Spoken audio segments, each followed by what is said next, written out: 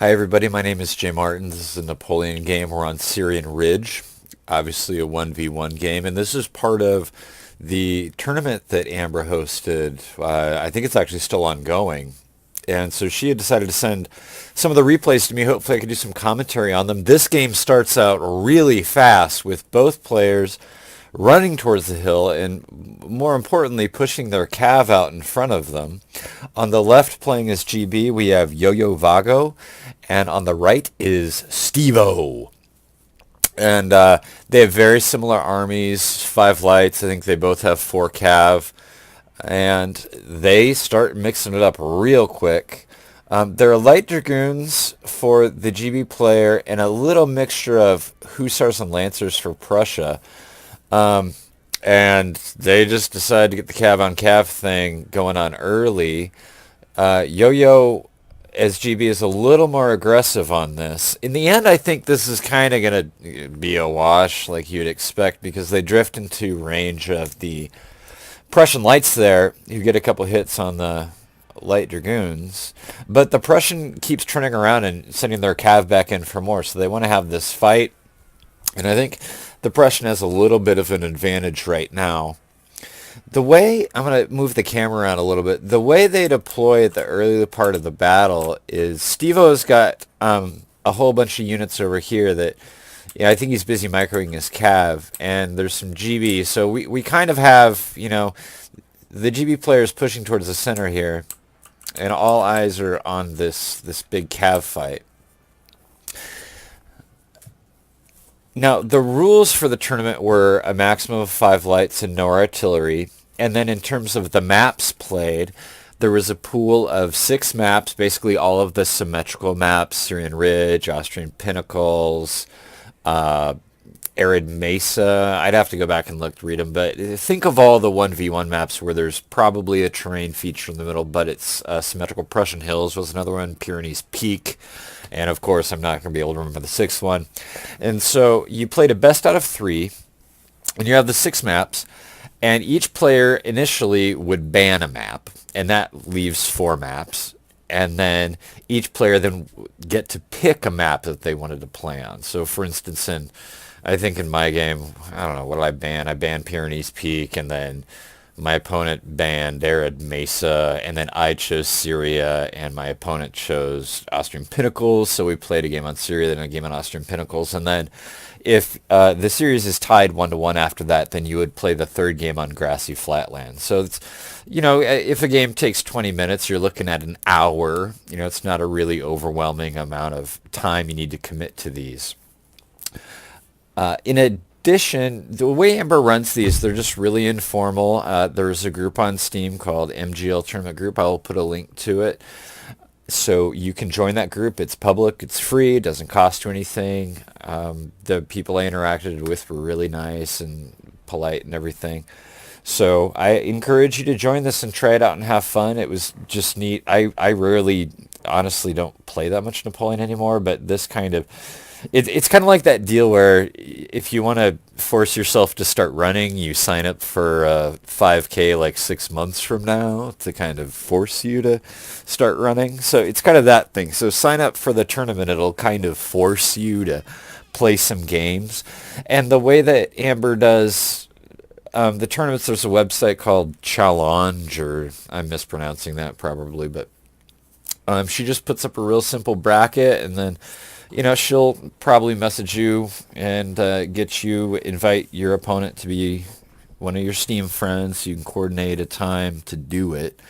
So playing in the tournaments is actually really easy. It's low stress, and it's kind of fun. So I encourage you to try it. I'm going to put up a couple of videos. She sent me a handful of replays of games that were played here. You can see nothing overwhelming is going on. This is just kind of a casual game of Napoleon, and that's kind of what the tournament is about. Right now, GB is pushing a flanking force around through this forest, and then GB has gotten on the hill. What happens now is Prussia just kind of makes a withdraw. I think maybe, I don't know what they're thinking, but maybe let's give GB some space to come back off the hill here. And there's a little Prussian force chilling out there. Maybe that was a 5th cav unit that I missed. It certainly didn't participate in the scrum. But at this point, all of the cav except for that guy up there is dead. And then I think the forest is going to become a real important factor. Once, Prussia has to pull back here, then GB is going to have some advantages. Uh, I haven't. I really never play terrain maps 1v1. Like all of my 1v1 games are on grassy. So I'm terrible at this, and I couldn't tell you exactly what the players were thinking. We saw three line units, pulling around this direction. Pressure responds with putting three units over there. So this seems like, I don't know, maybe they'll shoot out with each other. There is a light there that gives them some advantage. There isn't a real stable, line. I mean, I guess we have Prussia here, but it's not like they're strung out. Sorry, I'm moving the mouse.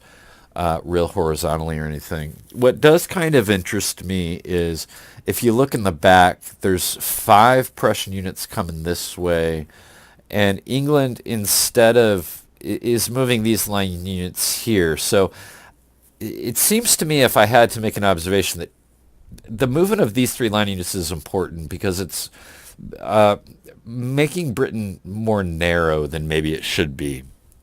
Prussia's a little stretched out. Obviously, a lot is going to hinge on what these 4 lights for GB do. There's 1, 2, 3 lights for Prussia here. If we were on grassy, this, GB's in a good position because whenever you have more lights than your opponent, you're probably going to win.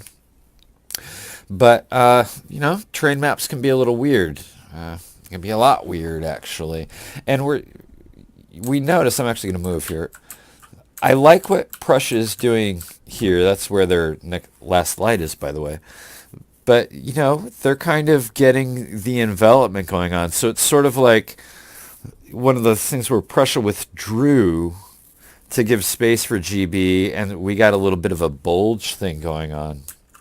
Now, a lot will come down to an actual firefight when it happens, but I like the position that Prussia has here. They have a light in a part of the field where GB doesn't, so we can maybe get some really good shots on the guard infantry for England right there. So this little guy could do a lot of damage if he isn't checked.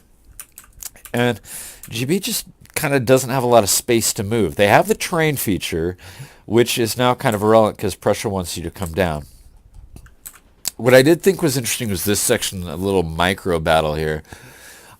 I kind of want to give the advantage to Prussia because they have 2 depleted cav units that are left over from, the first minute of the battle. And so, they advance GB squares, but while GB's in square, they're not going to have great firepower.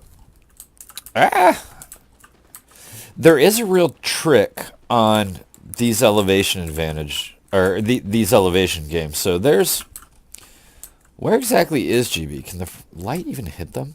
But because the light has longer range, what you could do, okay, so I think we can hit that unit right there. Because the light has longer range, what you can do on Syrian specifically is move your line unit up a lot closer to shoot up the hill, and then put a light behind them, but because the light has longer range, they'll also be able to shoot, but over the heads of your guys. Does that make sense? So if, these guys are shooting there, they're shooting there. So on Syria, there was this trick everybody else used to use where you would do this kind of like reverse double line where you put a 90 range unit and then, or whatever it is, 80, and then a 100 range unit behind it and shoot over their head. And the person on the flat would actually have a firepower advantage over the person on the hill, which is kind of what they're doing right here. In practice, I think that because the Prussian is stretched out a little bit more of its men are actually going to be shooting, like right there. So I think the Prussian has a little bit of an advantage here. However, there is a forest, so that'll reduce their accuracy somewhat. So this is kind of an interesting microcosm of a game. Ah, man, wrong button again. How does shooting uphill work? I mean, are we targeting there? This is kind of interesting. Besides, zooming in is fun. Gave an excuse to do that. Back over here, Prussia's still trying its development strategy. We're not really doing anything with that cav. What is GB thinking?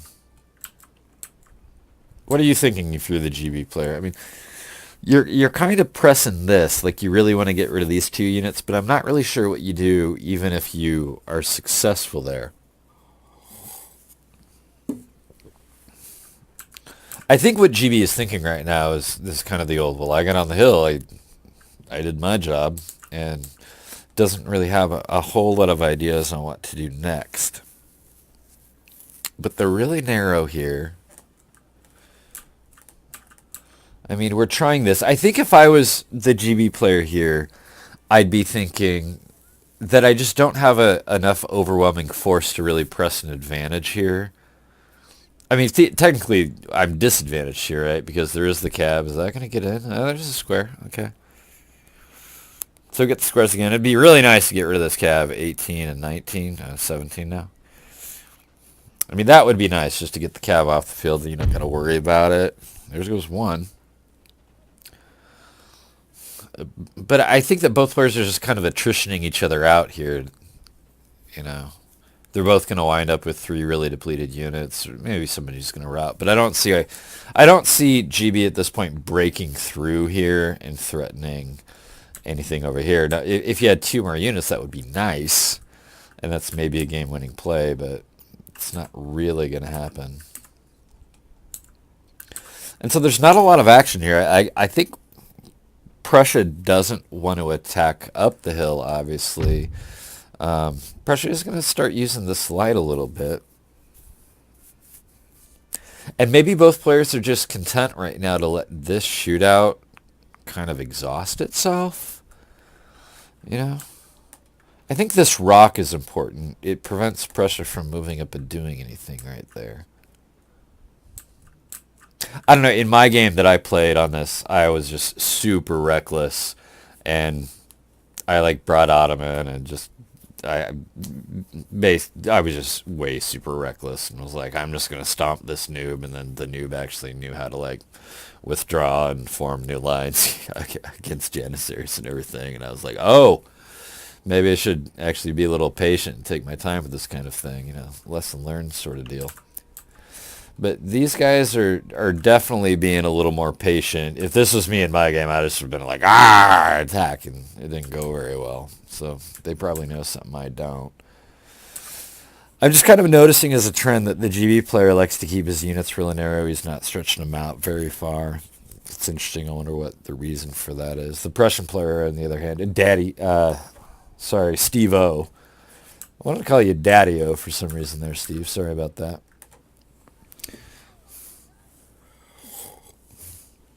And it looks like GB got stomped a little bit on this end. So that's Yoyo. Looks like the attack didn't work. What I really like about this, we're coming back from routing over here. What I really like about this is if Steve can make this all happen, and if Steve can turn, that would be a really powerful position to be in. You know, once you start removing units from the field, and you know, can we wrap this up? I would work really hard to wrap this up. How many left? 65. Highland Foot in Syria must be incredibly uncomfortable. This map does have the heat fatigue effect. Well, they're active. They're tired. Winded. So Highland Foot are putting a pretty good show up. But I think if I was Steve-O, I'd really want to wrap this up. You know, because you have an advantage here. You got your general unit sitting back there. So, you know, we can make this work. There's 48 and 65. You know, if you can clear this with, you know, a good unit left, you're looking okay. And maybe they got tired of shooting at each other. Maybe they're just running out of ammo. Those dudes have been going at it for quite a while. And GB's making a move here. Yo-Yo's doing something. Well, they're just pulling back. Turtling up on the hill. You know, if I was Steve, I don't think this is a really... I'm not really threatened by this. I mean, You got one, two, three units there, and then maybe the play here is push these guys around and these guys up here. I think I would take this fight. I think I would take that fight if I'm Steve. And I think I would take this fight here too, man. Maybe I'm just an idiot who always wants to fight. That could be it. One of the GB Lights routes. Maybe that's a big deal. I just feel like I almost wish I could look at their unit cards right now because I haven't been keeping track, but I really feel like Prussia has more units on the field right now, and they should be pressing the advantage. 1, 2, 3, 4, 5, 6, 7, 8, 9, 10, 11, 12, 13, 14, 1, 2, 3, 4, 5, 6, 7, 8, 9, 10, 11, 12, 13. Okay, so Prussia is at 14, 13 right now. Both sides still have their generals.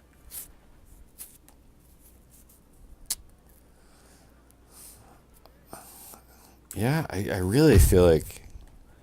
Let's pounce. Oh, somebody came back from routing over here. I mean, I guess this is a grindy matchup. Neither player can really knock the other one out. Oh, we have Cav over here, too. Yeah, I would definitely really try to put something together over here. Well, he's doing it, so this guy's moving. You know, it's these two right here that really need to be doing something. I feel like that's an oversight. Yeah, see, okay. I was trying to be more play-by-play guy rather than analyst guy here, but I really do not like this Cav charge. Like, when you're the last... excuse me, my voice is going out. You know, when you're the last person on the field with a Cav unit, that is just so strong. And just to run it unsupported... I mean, let's have the big infantry fight here and then pop this dude in the middle of it when squaring, you know, is a real hindrance.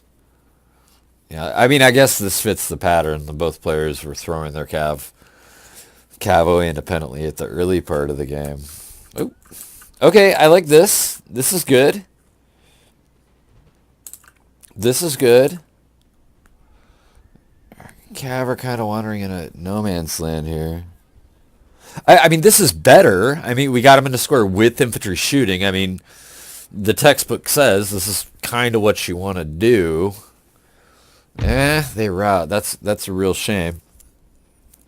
I mean, I think we could have gotten a lot more value out of that, but in the end, it did provide some. He's sort of winning the shootout. But let's, you know, these two right here still aren't working. Imagine if these two were somehow involved in this fight with the Cav. I feel like that's a really good place to be. We're not doing anything over here. This guy, that's a guard. Huh. Seems like the light shootout in the middle kind of petered out. Like, GB's almost gone. We were at 22 there. 33, 44. That's odd. 44, 33, 22. Okay, we like multiples of 11. All right.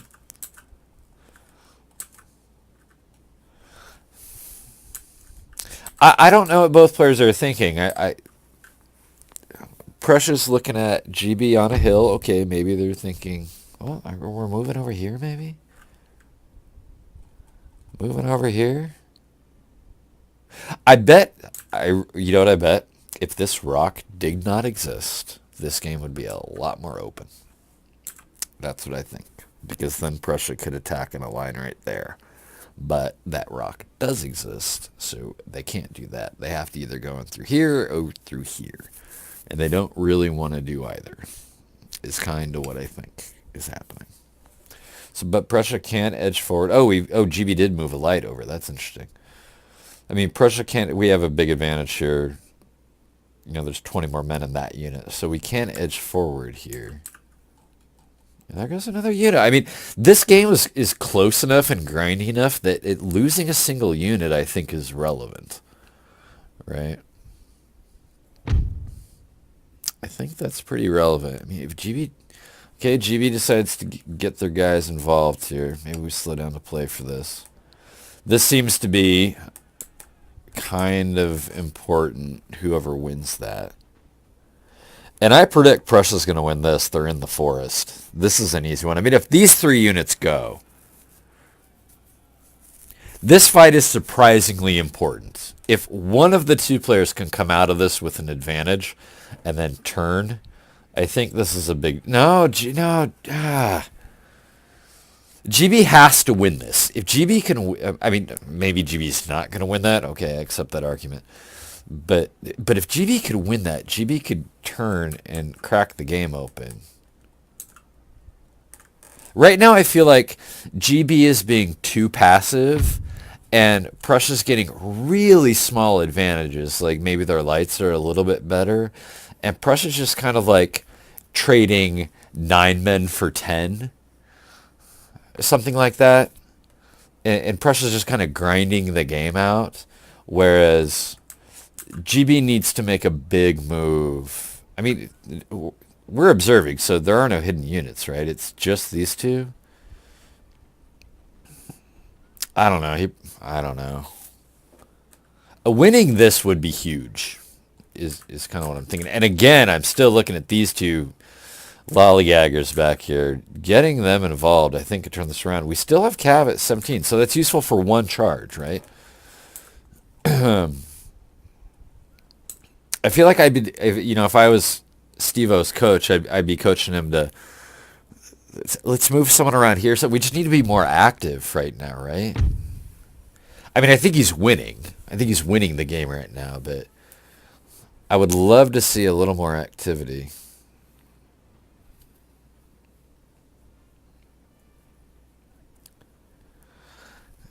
I mean, is this actually all that England has left? Like somehow a bunch... No, there's some hidden in the force. I mean, there's one. That's defensible. It's not super relevant. But like, let's get this guy shooting, man. Like, I think we need to push here. Like somehow the theme of this game is, okay, GB won the terrain feature. That's great. But then we kind of did that and stopped. And somehow Prussia just might manage to find small little ways to lose 9 people while killing 10. And if you do that for 25 minutes, I guess you eventually win the game. I'm assuming we're out of ammunition here.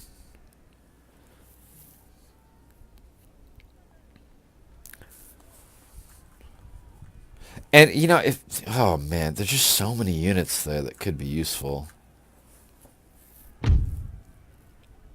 I assume we're out of ammunition there. Just grindy games, man. I guess this is why I mostly play grassy games, because I like, let's move, let's get this going, let's get it on. And I mean, to each their own. This kind of super methodical gameplay is not really my thing. Let's get in there and fight, man. Let's get in there and fight. I think there's still GB Cav back there. Somebody came back from routing. Okay. Steve. Come on. Let's do something with these dudes. I mean, GB... Okay, there's a foot guard at 80 that was hiding. I think Britain has decided that they're... Wow, there's another foot guard. Okay. I think Britain has decided that they're losing and they need to hug the forest. Is kind of what I think is happening. Where's that? Okay. Defensible at 43. Right, so Britain has decided that they're losing and they really want to hug the forest, and Steve doesn't want to go shoot the forest. Steve respects the forest is kind of what's happening. We're reforming the line. Okay, we're moving over here. Awesome. I do think that Steve wins if he just walks up to shoot. Yeah, GB has an advantage here, but I'm pretty sure... Oh, yeah, we have the balance of power bar down here. Steve is definitely winning. And this board looks so much better for Steve once the next British unit routes, right? Oh, look. There's an interesting line of corpses. Those guys are so sad, man. Look at that. They need some rain. A lot of cracked dirt. Foot guards, you guys looking snazzy. Bet you really want to be home. Sorry. How awkward would it be if you're a soldier in an actual battle and you're told to deploy where there's a whole bunch of dead people on the ground?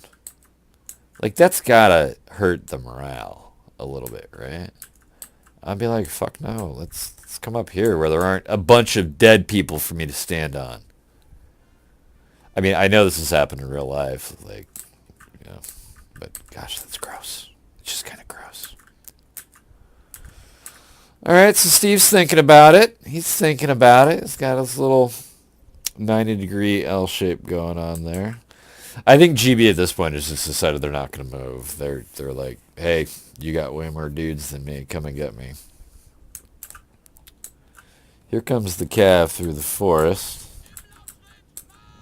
I really wish, I mean, I understand this game is almost 10 years old now, but I really wish they would release like a graphics update, or I don't know how hard that would be because I don't know shit about making computer games, but it would just be so cool to have, you know, modern graphics. Like, I played a bunch of Thrones again earlier today, and it's just such a joy to be able to, like, you know, okay, this is actually pretty good water effects, but it's such a joy just to be able to zoom in and see the higher quality stuff and everything.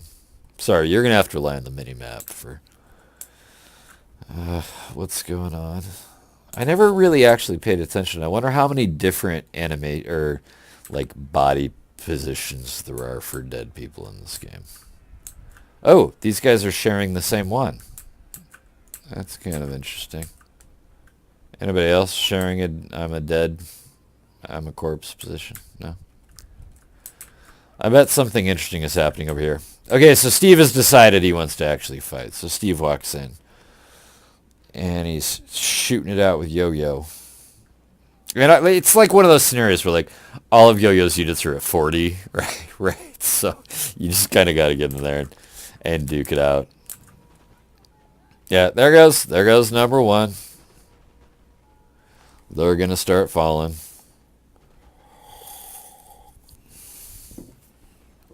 It's probably just a matter of time. There go the guards. How many people are sharing corpse? Okay, I think I saw that one. Yeah, right there. See that? That one and that one. They're just oriented a little differently. Oh, these two guys. Look at that. Oh, again. Looking a little lazy, creative assembly. Oh my god, there's three. Oh, that's interesting. Right on top of it. Creative assembly. You're being lazy. Or at least whoever worked at your company 10 years ago was being lazy at the time. You should definitely write them up for that. It's time for some progressive discipline. We need more corpse positioning options. Is kind of what we need. You know what's kind of weird is that was actually somebody's job. Like, somebody's job was to animate, like, what the corpses should look like. And they probably actually hired some kind of actor to come in and lay on the ground while they digitally modeled it or whatnot. I bet that happened. And I bet there's a creative assembly employee watching this video right now, and they're like, yeah, we actually do that. We make people get in the suits with all the sensors and, like, lay on the ground. And then we put them in a 3D modeling thing so that we can give you the end result of something like this, of a dude laying on the ground. That's like a thing that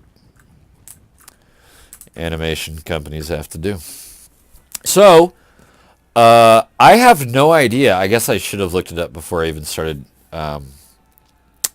doing the replay on this. I have no idea who wins, or if this is game 1 or 2 or whatever.